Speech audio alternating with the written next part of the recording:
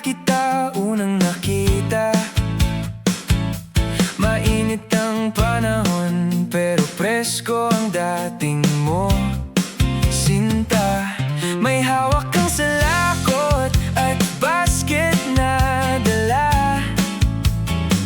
Ako na may natulala, parang nawala sa eksena. Sa dami ng pinya sa buong taniman, ikaw lang ang dahilan kung bakit ako napahinto. Sabi ng tropa, pumitas ka na. Sabi ko, sandali lang, may mas maganda pa. Makatas mong pinya, makatas mong pinya. Ba't parang ikaw ang pinakamatamis sa lahat, sinta? May mangga, may pakwan, may ubas pa sa mesa. Pero ikaw ang prutas na mas masarap kaysa iba.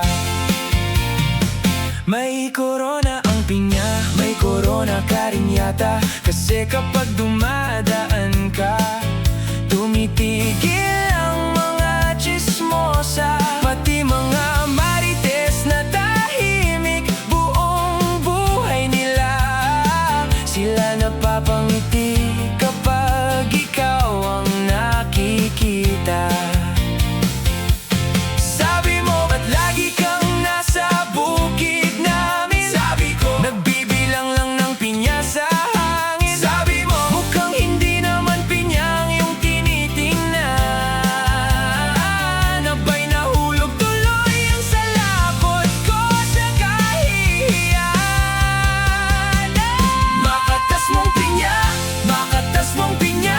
Ikaw ang dahilan kung bakit ako pabalik-balik pa. Hindi ako mahilig sa prutas noong una, pero dahil sa'yo, naging pinya gusto ko. Minsan pinatikim mo ako ng bagong pitas na pinya mo. Sabi ko, ang sarap mo. Sabay tingin sa mata mo. Sabi mo, pinya ang